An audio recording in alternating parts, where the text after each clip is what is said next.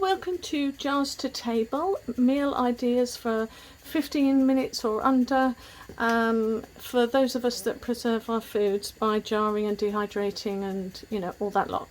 So today we're going to do pork chops with rice, and we'll be exploring the pork chops and what they look like and how we're going to cook it. Now, I would use cream sauce, but I don't want to use my cream up today, but it will be a simple rice with pork chops heated up in a chicken, garlic and whole grain mustard gravy. So I ferment, not ferment, well it is fermenting, but I preserve my garlic in honey, and I've just taken a few out. I think I'm gonna just leave it with that actually. And what you want to do when it comes out, it often is quite flexible. I don't want to use the word rubbery, but it is a little bit rubbery, but that's okay. You can't put this through a bog standard garlic press. It doesn't tend to work that well, but it doesn't take long to just, oh, excuse the sound of a motorbike outside. It doesn't take long to cut through it anyway.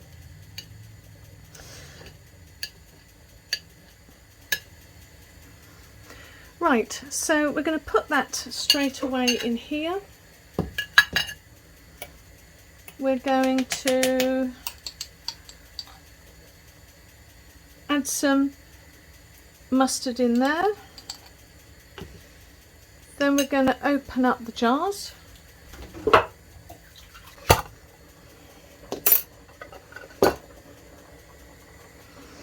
Right, I managed it. Just give it a smell. Okay, so I thought we'd just explore this a little bit. Okay, so you knew what was inside.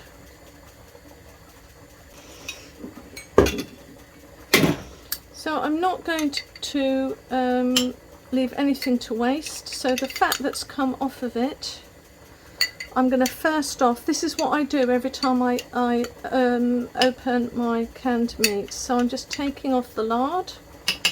Great to cook with. Good for pasta dishes. Once that's taken off, I'm then going to pour the liquid straight in here.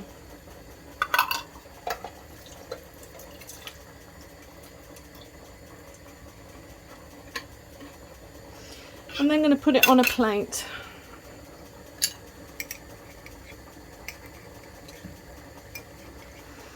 Now, I can be a bit laxy-daisy when it comes to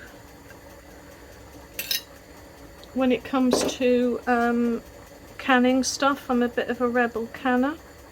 But we've got lovely fat here. Now, I know my boys aren't going to eat that fat, but it disintegrates so well, but I want to save it. So I first off just dismember the contents and put all of the fat to one side.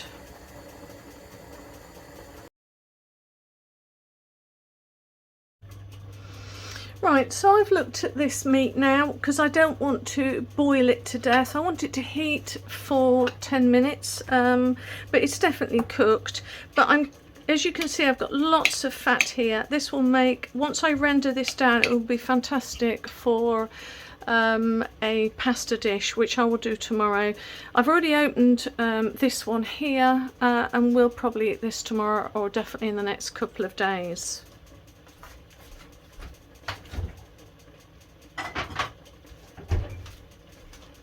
But I can see I have enough meat here for me and my little family. So all I want to do is put this on, make a gravy, and really let it cook and thicken.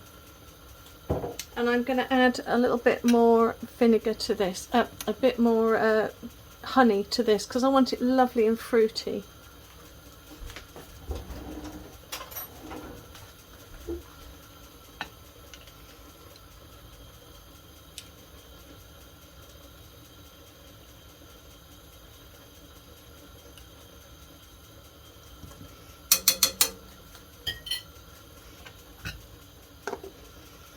So let's see, let's get this moving.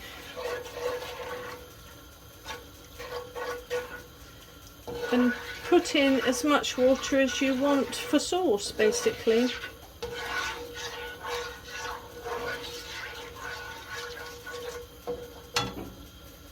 Rice is cooked.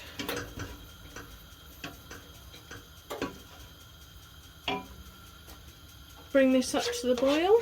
I'm going to add more water.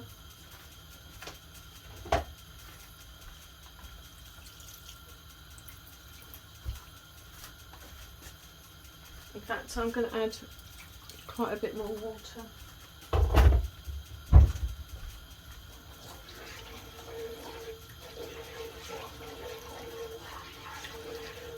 I've got a really good video that I want to do soon and show you how to make roasted potatoes from canned potatoes, and it's not what you think, it's not how you think you do it, but I really want to show you that, but not today.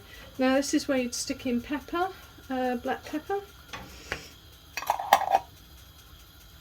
But I'm going to put in the meat. And I'm just going to layer it thinly and heat it through.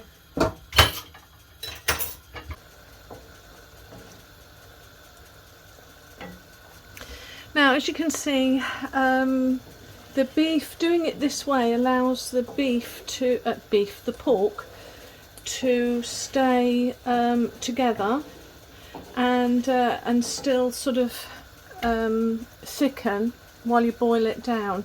Now, if you saw my video, we're having for vegetables today my mixed veg sauerkraut, which I'm dead excited. I've been saving it up, letting it ferment.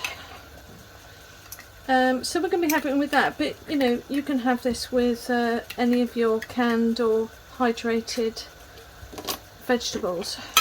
Always give it a smell. Oh, it smells yummy. Oh. And I'll get ready to plate up.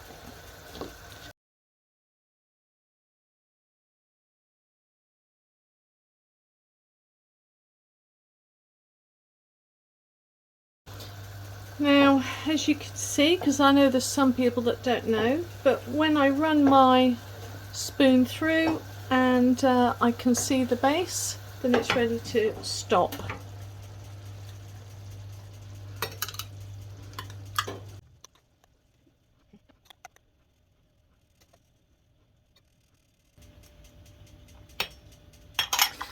So with my fermented sauerkraut, remember, always make sure that all the bits, you always use a clean spoon, and always make sure everything is put under the water surface.